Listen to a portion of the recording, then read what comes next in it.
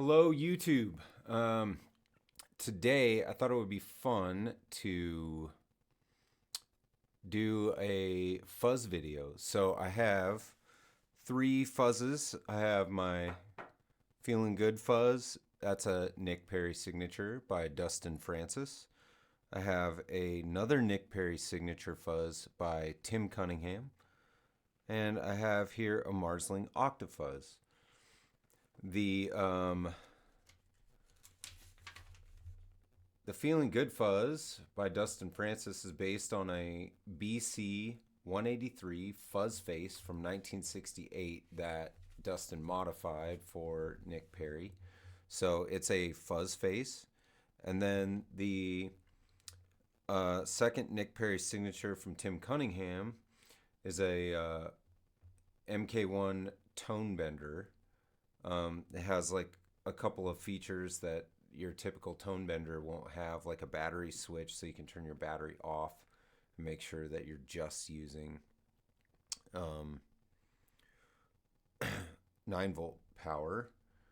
So that's like a Zonk. It's based on like a Zonk wedge fuzz. The Marsling from Interstellar Audio, which I have made a video about already, is based on a 71 Fox tone machine, which I think I spoke about in that video. And then I have a couple of fuzz pedals over here on my Line 6 Pod Go. So I thought we could do kind of a mixture, like let's hear 3 different fuzz pedals and how they sound. And then we can do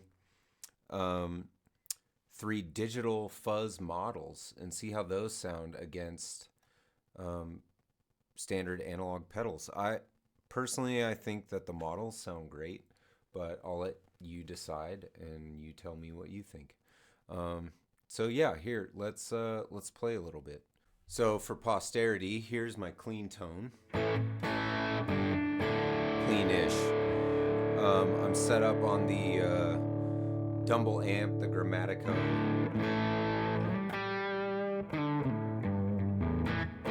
In the Line 6 Pod Go. And actually the Pod Go really does respond pretty well to fuzz. It's not exactly like plugging a fuzz into a tube amp, obviously. However, we do get there. It's pretty close and it's pretty nice.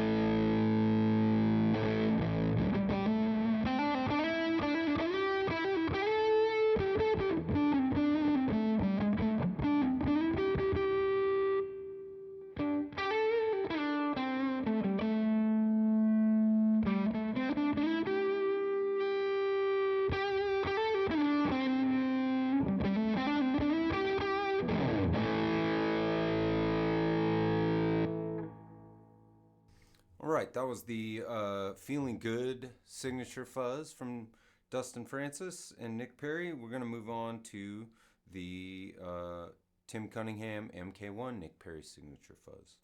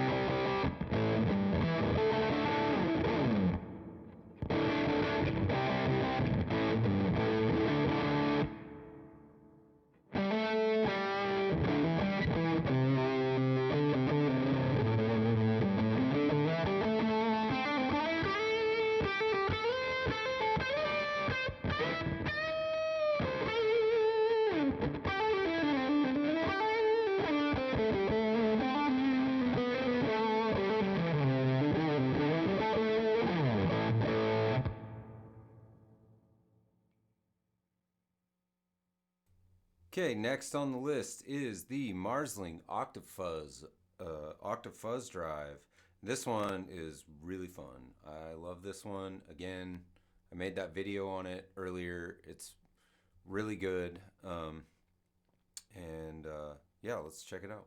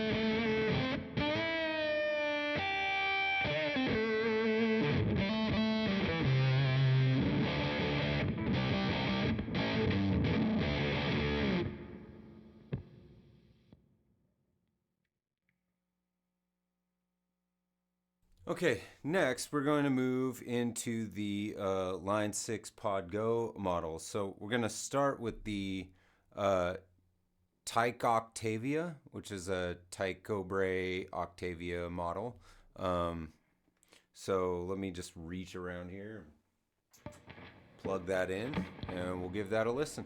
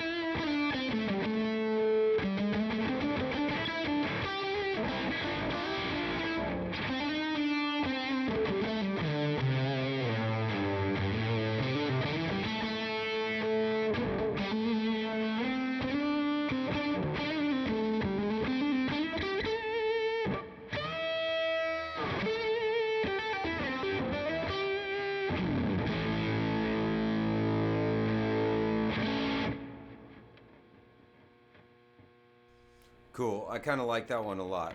Next, we're going to move to the Bighorn Fuzz, which is a model of a 73 Electro Harmonics Ram's Head Big Muff Pi.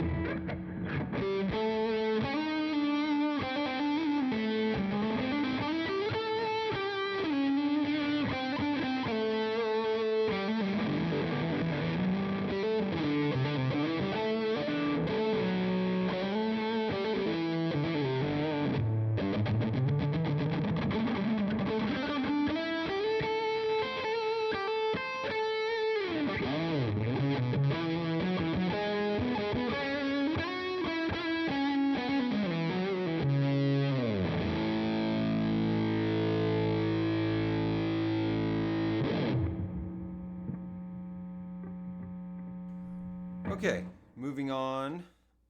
We'll go to the one called the Arbitrator, and that's an Arbiter fuzz face. So it's interesting to hear the fuzz face from Line 6, their model, and what that sounds like versus the real deal on the Feeling Good fuzz face. I feel like whatever they modeled the Arbitrator after, they really focused on getting that Velcro-y, ripping Velcro sound, because I hear that a lot more out of the arbitrator model than I do out of the actual Nick Perri fuzz. Again, if this was just direct to a tube amp, probably be a different story. But my setup is my setup, so this is what it is. But I'll say I prefer the feeling good fuzz tone, and I can juice the distortion a little bit more on the feeling good fuzz. I just don't do that very much because I kind of like the way that it sounds at these settings. So anyway, let me flip on the arbitrator here and we'll give that a listen.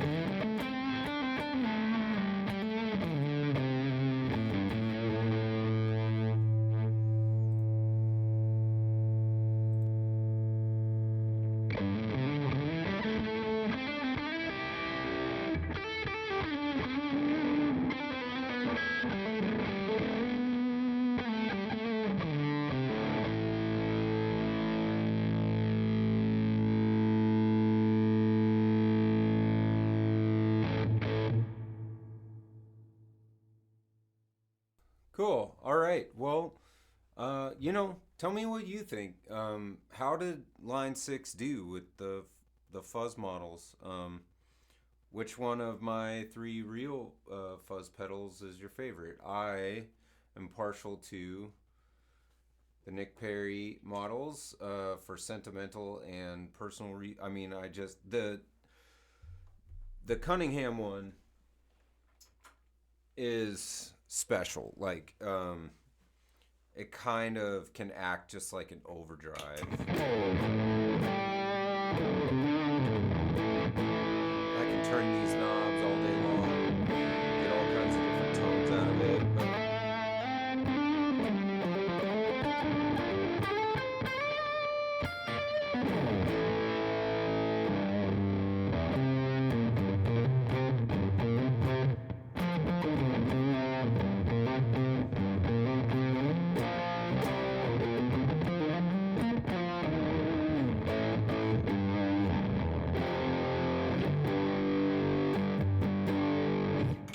I like a fuzz that I can play chords with. The Marsling, not for that. It's not a chord pedal.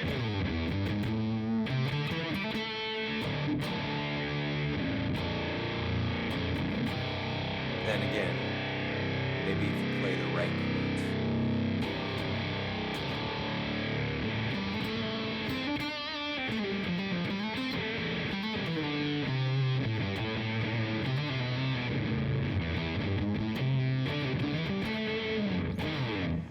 But the Marsling just feels like it's a riff machine. Like you're playing single note riffs with that thing, and it's freaking go time all day long. It's so good for single note riffs, and I really do love it. So yeah. Anyway, I just was like, I'm gonna throw all my fuzz pedals on one board and just have a fuzzy day. So I don't know. Let me know what you think about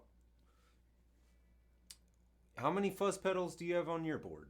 What are you rocking? 3, 2? I mean, I typically use only one of my analog fuzz pedals at a time, and then I'll have two of my either like the Overhive or the JHS Overdrive preamp, their DOD, or their Nauticlon, and I'll keep two of those overdrive pedals on, and then I just use the Line 6 for like my vibe, because I don't have a analog vibe pedal, reverbs, and then the GTX 100 does the heavy lifting when it comes to like reverb and ambiance, if you will. So yeah, what's on your board? How many fuzz pedals are you rocking typically? And then, let me know which one of these three you thought sounded the best. I love them all for various reasons. Obviously, they're different. This is like, apples to pears. It's not apples to apples, but it's close. And what's your favorite type of fuzz pedal? Tell me down in the comments. I've got more coming up. Some things in the pot, mixing, cooking, simmering, steaming, if you will. And then I believe my next video is probably going to be a review of the Overdrive preamp. I wanted to do a good little segment on that. And then I also have this little thing. This is called the Dan Electrode 9-volt supply, and it has a knob on it that lets you starve power to a pedal. So it's kind of like the Vulture from JHS, but like way long time ago. You can't find those on Reverb. Like nobody has them. My dad had one that he had held on to for a very long time, and he gifted it to me when he was in town for my birthday. So I'm going to plug that into the Cunningham pedal, because I'm very interested to see what happens with the Tim Cunningham, Nick Perri MK1 when I'm starving the power. So come back for all of that stuff and more. We're just going to keep going. I'm going to try and be more consistent this year. So might not be every week, might be every other week. I got kids.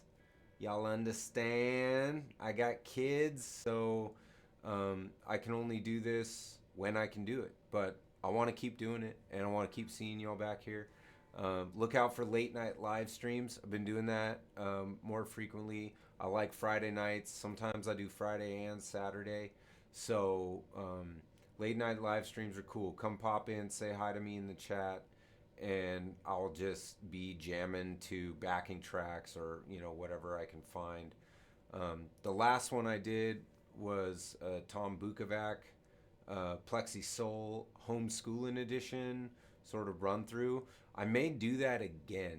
I listened to it back and not happy with my performance necessarily. I mean, what can I expect of myself? But I would like to do it again. It's really great music to play over and get some practice in with. So I may do that again. I may just find random backing tracks online, but whatever it is, pop in, say hi in the chat. You're talking 9 o'clock, 10 o'clock PST for those, so it's late. I wait till the kids go to bed, and then I come down and play. So anyway, yeah, thanks for stopping by. Hope to see you again soon. Till then, plug that thing in and play it. Later.